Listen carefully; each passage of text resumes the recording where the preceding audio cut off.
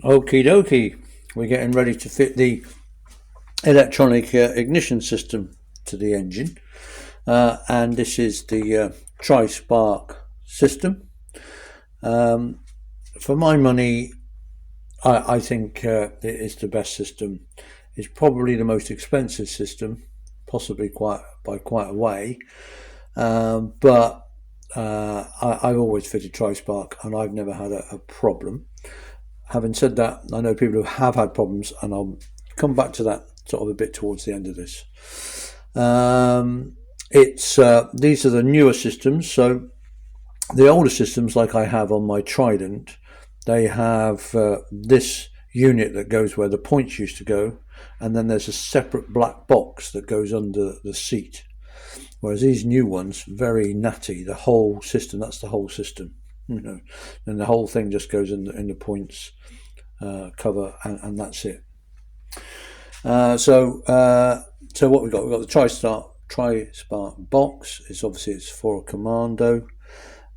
We get the main unit, and then we get the rotor. The rotor, when we fit it, will go underneath in the points, and these two metal sort of contacts. As this spins, when the metal contact passes underneath, then that fires the system. So we'll be fitting that first, and then this will go over the top of it, and then that's about it. So we get the box, we get the main unit, we get the rotor, and we get a load of little fitting items, which are good. We've got two bolts or two Allen screws that will hold the rotor into the end of the camshaft, and there's two different threads, which is good, because apparently some, depending on the bike, because this is for Norton Commando, but it also, you can use it for other bikes. It fits lots of different twins. So some of them have a different thread in the end of the camshaft, so they've two different bolts, so you can use the correct one for your camshaft. And then there's a big bolt, and this big bolt is in case you are converting from points to electronic ignition and you need to remove the old advance and retard. There's the actual points there, they're taken out, but the advance and retard is screwed into the end of the camshaft. Now it's screwed into the end of the camshaft with this long thin bolt here, which is actually sheared off in our case inside the camshaft, but that bolt should go through into the camshaft. When we want to take this off, then we remove that bolt. But as you can see, there's a taper here, and that taper fits in the end of the camshaft. And when this bolt has been tightened, that kind of deliberately seizes in the camshaft, so it's not going to slip. And that means when you want to take it off, you've got to break that taper, which is very hard. So what it is, this bolt will go all the way through, but there's actually another thread. And if we use a thicker bolt, like this one on the left, it's very slightly thicker, then that actually screws into, also I can't do this left hand and I can't do it now, but this will screw actually into the advance and retard mechanism like that. And then you can just tap the end sideways, and that will break that seal, and the whole thing will come off. So it's good that they actually include that bolt for removing the old advance and retard, which is not needed on the new system. You can see that the rotor has the same fitting to go in the end of the camshaft that the old advance and retard unit used to have. So all good. We've got a very comprehensive, I like it, we've got a very comprehensive instructions, all with pictures, and you've got two fittings. One's in red and one's in green, and it tells you here green is Norton Commando, because some camshafts run clockwise and some, like the Commando, run anti-clockwise, and so the fitting obviously is slightly different depending whether your camshaft is running clockwise or anti-clockwise. So then you follow the instructions for both, and then then you change to just the red or the green at certain points depending on your particular bike. Okay, so it's all good, and I'm very happy. There's full instructions and so on. But I've immediately hit a problem, because what I didn't realise was that you get a wire. You get the wires that go from the points up to the coils, which is this wire, and it's black and yellow, black and white inside a casing. And to be honest, I was expecting a new cable, a new wire from here up to the coils, but there isn't one included. It says in the thing, use your old wiring.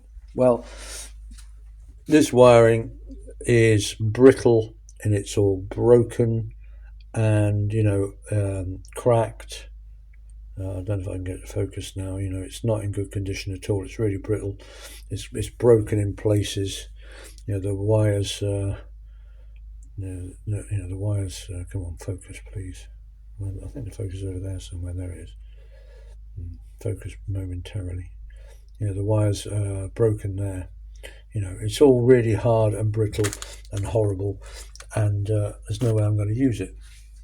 So I went through all my old supplies of wiring. Oh, and there I've got some new wires and some new cabling, so I can put the wires inside and reuse that and use that for new, which is great, until I realised that this sort of trunking that I've got is too thin. You can't get both the wires up through it, so I've had to go resource to dear old vehicle wiring products. So if you're in the UK, I'd always use them to order some more sort of trunking. So that's the only thing I was a bit annoyed about, that I thought I'd get a new wire, but it's not included, and I've taken the wire off the old points, but it's rubbish. I'm not going to reuse that, no way. So then I've had to order some new wires. No, that's a minor thing. Right. Briefly then, electronic ignition. Now, it's a simple fact that electronic ignition will work better than points. That is a fact. That's not an opinion. You'll get a better spark, a more reliable spark from electronic ignition. Generally. Okay, so you can. There's no people. There's the old timers say no, points are fine. They are, and nothing wrong with them. But there are two of them. They need adjusting. One sort of contact breaker can slip, and the other one be okay. So you've got like double chance of things slipping. On electronic ignition, you time it once, and that's it. You lock it, and it can't really slip. And you, whereas these points, they wear out and they slip and so on, and that can cause problems. Of course, if you're an old timer and you're only doing a few miles and you're checking your points so often, that's fine. But even a well set up point, it simply is not as powerful and reliable as electronic ignition. And I always use TriSpark. Like I said, nothing wrong with using points if you want to, but it's just a fact that this is better. Bigger spark. Right. However, now I was saying I generally don't have problems when people have. This is incredibly simple to wire up, especially in this new system, because you've basically got two wires that come out. You've got an earth wire that you earth inside the points cover, and then you've got two wires coming out, and they connect, one to switch live and one to the coils. Now switch live, that just means when you turn the ignition on, it's what's called switch live. So it's not permanent live, which means it'll be on all the time. It's switch live. So on our bikes, that tends to be white. So if you find any white wire on the bike, any white wire, when you turn the ignition off, that will turn the power off, and when they turn the ignition on, then you'll have power. So any white wire, and then to the negative of either of the coils. One kind of advantage of this is what we call a wasted spark system. That means that it fires both cylinders at the same time. It always fires both, which means that on one side that will actually be working, bang, firing the cylinder. On the other side, the spark will be going when, I don't know, it's at the bottom of the exhaust stroke or something. I can't. Anyway, when it's not needed, and so it won't fire the cylinder. It can't, but it's actually the spark plug is actually sparking. So they both spark at the same time. It should be like one, then the other, then one, then the other. But this fires both at the same time, which is absolutely fine. Doesn't make any difference, and makes the wiring incredibly easy because you're just wiring up one coil because both coils are firing at the same time. On triples, I think it's different. I don't think they are wasted spark, but on these twins, the wasted spark, which makes the wiring very easy. So you can wire them up wrongly, especially the triples, but it's pretty hard to. Problems that people have is they simply don't make good connections. But another odd problem that has arisen recently is the what are these combined, these regulator rectifier, these combined rectifier units that I have them on all my bikes. So the old Zener diode and that has gone. The old circular rectifier thing's gone, and you've got a modern solid state, combined regulator rectifier. Now, if you use the wrong ones, then that can interfere with the electronics on the TriSpark. And in particular, noticeable if you start getting a slight misfire between 3,000 and 4,000 revs. Okay, so that's the only anomaly I know on these electronic ignitions. If you do start having that misfire, then it's between 3,000 and 4,000 revs. Try changing the regulator, the combined regulator rectifier. Also, you tend to need a decent battery. That goes the same for any sort of ignition system. You need your battery in good working condition.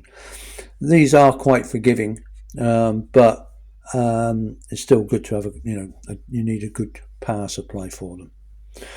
I think that's a sort of general thing going on about it. So I'm going to get on and start actually just fitting it to the bike, which is pretty straightforward. He said famously, but it is. We've already removed the contacts, the advanced retard, obviously. So we're just putting the new system on.